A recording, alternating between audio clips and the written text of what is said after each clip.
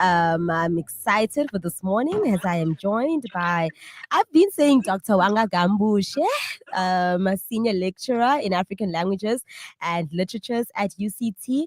I hope it's okay for me to put the prefix doctor there, Wanga. Is that okay? Good morning to you. Thank you for accepting our invitation. Good morning, Millicent, and good morning to your viewers at home. Thank you for inviting me here, and I'm glad to be here.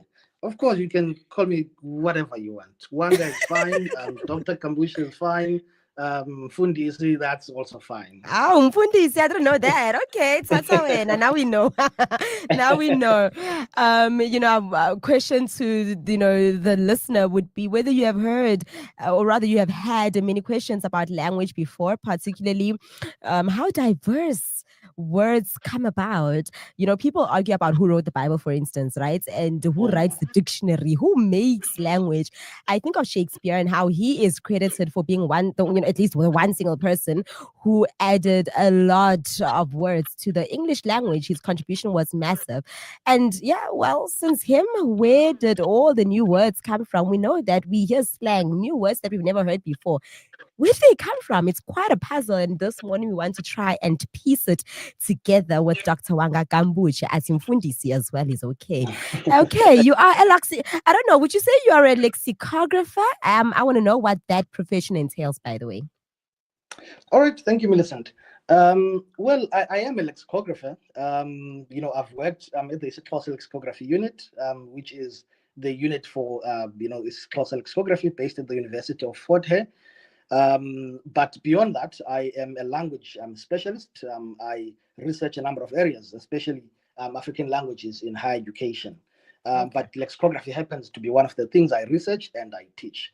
And actually, I'm here as a scholar, obviously, but also as a board member of the African Lexicography Association of Southern Africa, where I'm the recruitment, specialist over there, where we're trying to recruit members. We have our conference coming up in July, happening in Limpopo.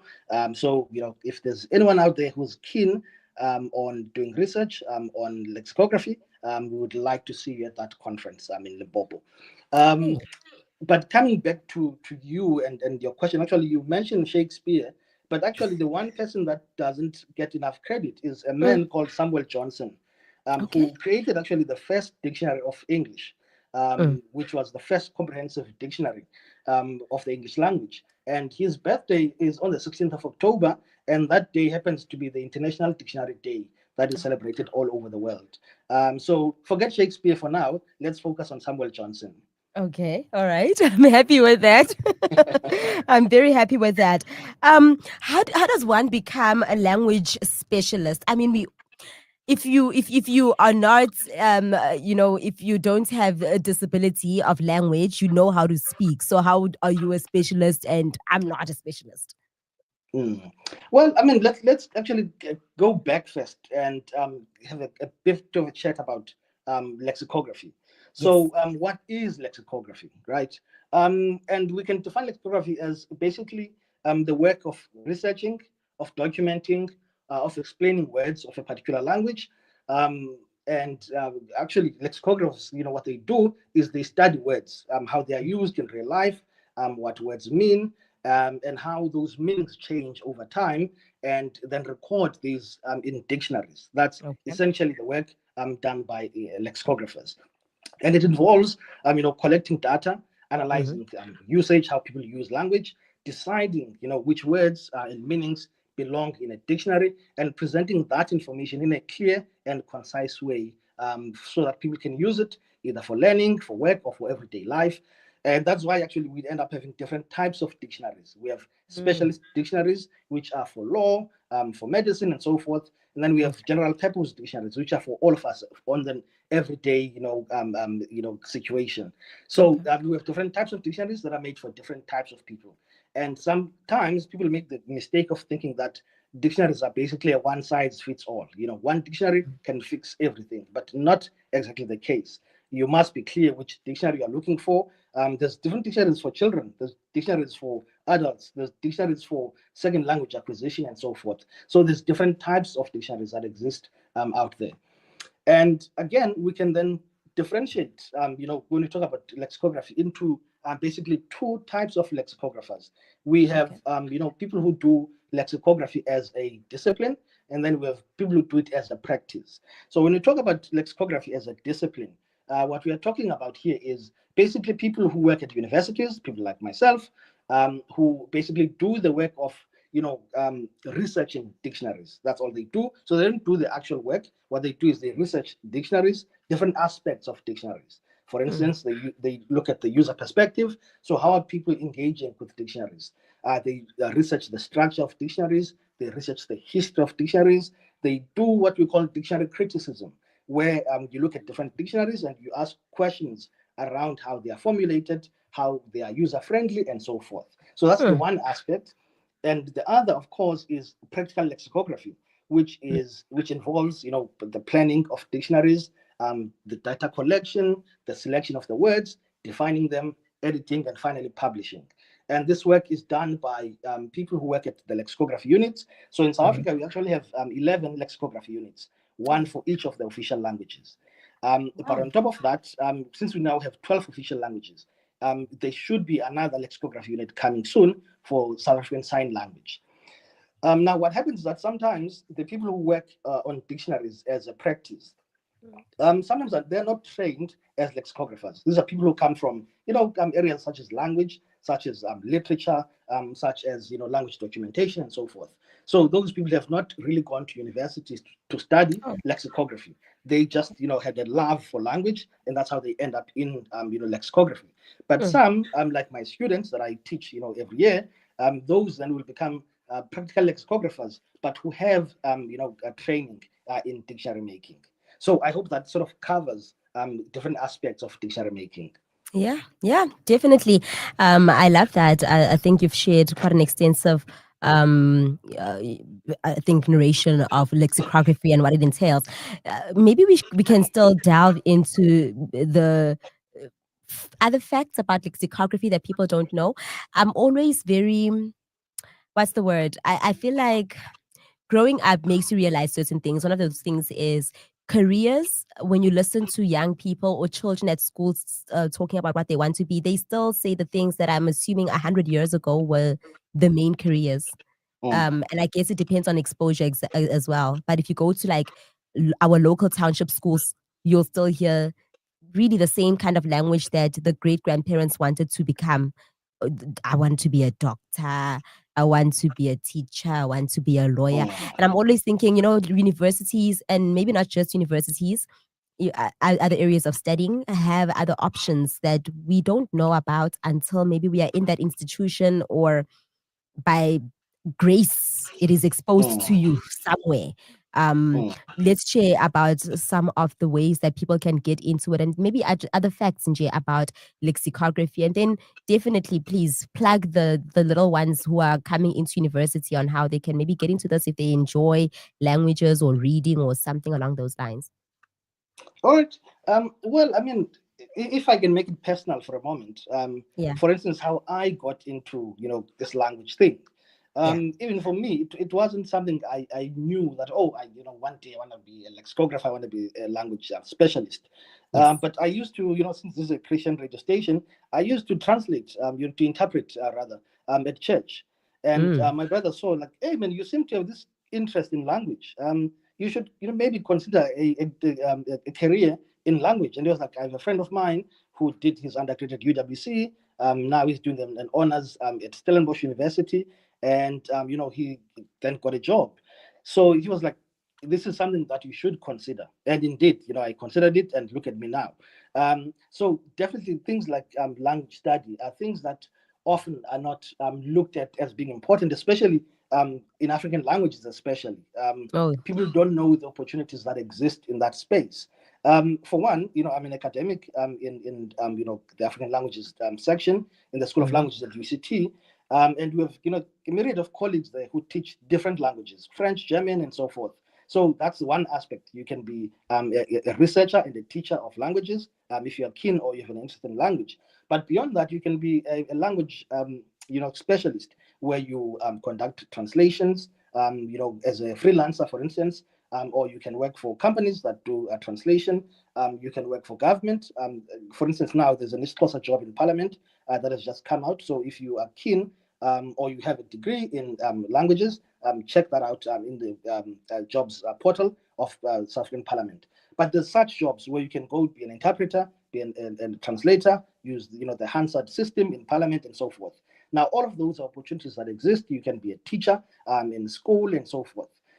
So there's a number of career paths you can take when you've studied languages. Different languages, by the way. You can be an Afrikaans speaker. There's the Afrikaans Lexicography Unit, the VAT, based at Stellenbosch. You can actually work over there as a lexicographer and so forth. So now, one of the important things to think about when you talk about dictionaries is how often is it that words are updated in a dictionary. Now, Mm. there's an interesting fact here about this. So, for instance, if you look at print dictionaries, a lot of print dictionaries would take very, very many years, to actually do revisions because Mm-hmm. it's print, right? It takes time, it takes money to reprint a document. So it would take maybe 10 years, 5 years, and so forth. But what has Mm-hmm. happened now with the advent of, technology is that this has sort of changed nowadays, where with digital online dictionaries, they can be updated much more frequently. Because what you simply do is just go behind, the screen and you add a new word, a new variation, and so forth. You don't have to, go to a print and print all of that. So these are what are continuously, being updated all the time without really a long time in between. But with most of the print dictionaries, they would take too long. Not too long, but they'll take quite some time to get published. That's why actually there's I guess, something of a joke in lexicography spaces that says the minute a dictionary is published, it is already outdated. What Mm. that means is that by the time any dictionary gets updated or published, we've been working on it for like 5 to 10 years. So whatever words existed or we knew 10 years ago or 5 years ago, 2 years ago, by the time we publish, everyone has already moved on. There's new words that have come through. But it doesn't mean they're not important, right? So when you say it's outdated, it means we just need to make another one and another one and another one because language is dynamic. It's always Yeah. constantly growing. So we can't sit back and say, we made one, we are done now. We keep on Mm. keeping on. Mm, I love that. We're learning a lot this morning, man. Lexicography. Basically, we are learning how to study dictionaries and understand the work of language specialists. Our WhatsApp number, if you would love to weigh in on the conversation, is +277 73 470 3520. And I'm glad that you shared your story because, I was thinking, you sound like an African man, and these are not careers that are really well known. How did you get into that space? So you were fortunate to have someone who knew about it and then told you about it, and that's how you then knew, oh, I can go and study this thing. Pella, we live in a world, and I'm so glad that you work in the university space. I'd love you to weigh in on this, where yes, STEM is what is often pushed as these are the careers of the future. Go and do Mm, science, technology, engineering, and mathematics. And for as long as I finished university, I mean, what you call it, high school, I remember I didn't know what a BA was before. I wasn't exposed. mm, But when I did start getting to know, people looked down on the BA, the Bachelor of Arts degree. mm. BA, why would you say BA? You know, um, and for me, I'm looking back, I'm like, but BA has a lot of opportunities even today. Even if you went into science or engineering or AI stuff, they would, for example, there are ethics that need to be Mm, mm, resolved with regards to those things, and that usually would take someone who comes from a theory based course and not from the mainstream scientific course. So maybe can you touch on that? The getting into a degree that is like a Bachelor of Arts, where most people are saying, nah, you are going to be unemployed 100%. Well, that's interesting, and indeed, I mean, STEM is important. It's where often there's lots of funding that goes, towards that direction. But what people actually need to realize is that we live in the social world, and people who are in the BA, space, we study the social world in different ways. And what's now become interesting with AI growing, and machines taking up a lot of space and doing a lot Mm. of things more precisely that humans can do them. Yeah. What's going to happen is that even the STEM areas that are high paying now, there's lots of jobs.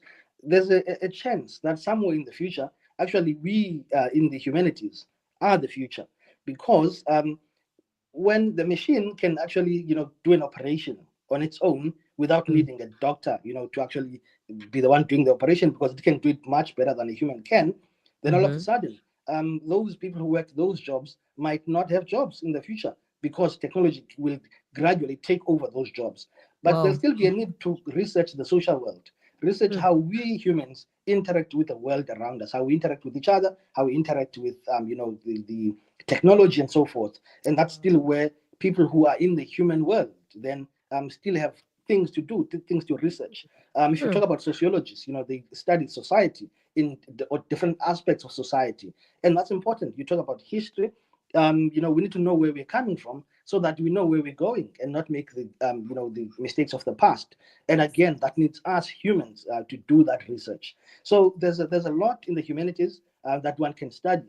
And also, it is important, even if you are in the STEM area, to take one or two courses in the humanities. There's so much you can learn about. Again, let's go back to sociology. If you are in the built environment, you're engineering and so forth, Mm-hmm. and then you can get to understand more about labor relations, labor rights, issues in the labor space. Once you've attended a course in sociology that researches that area. So there's lots to learn.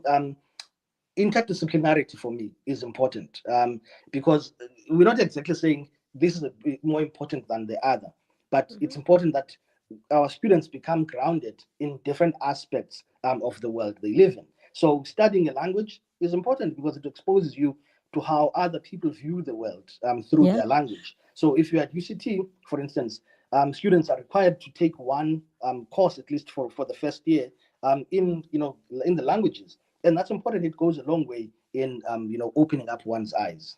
Oh man, I love that. I think very well said.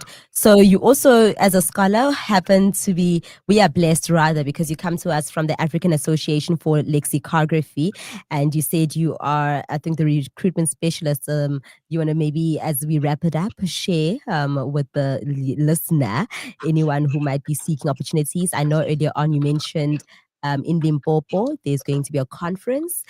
Just a little bit more details about that, and then maybe how people can get to know more about you guys so that we can, whether it's applying or join you, something like that. Yeah, so Afrilex is an association that has existed for over 30 years, and we meet once a year, to have serious discussions around lexicography, around new developments in the area of lexicography. And so next year, well, this year, last year was last year now, this is next year. So this year, we'll be meeting in Limpopo, where we'll be hosting our conference in July. So we really encourage everyone. Just go to Afrilex online and just check it out over there, and you'll find all the information around our forthcoming conference. We welcome abstracts from everybody who's keen on an area of research around lexicography. Come through, let's engage and talk about words, talk about terminology, and all of those good things. Mm, beautiful. Dr. Wanga Gambushe, coming to us from AfriLex, the African Association for Lexicography, and he also is a senior lecturer in African languages and literatures at the University of Cape Town. Thank you so much for your time, sir. It was very lovely speaking with you this morning. I quite learned a lot. Thank you so much, and thank you for having me. Amen. Adventist World Radio SID Media. We are not general practitioners. We are specialists in Bible-based content. What a blessing it is to have people who are educated in high spaces, who have some influence and powers, and they can make certain decisions that could really benefit you. Go and check out AfriLex, Freelex. And if this is something that you're interested in, or you don't know whether you might be interested in it, well, go and do your research and find out. Maybe this is something that is for you. Wow, with 3 minutes to go before the top of the hour. Man, how time flies. Can we wrap it up with something from his mouth?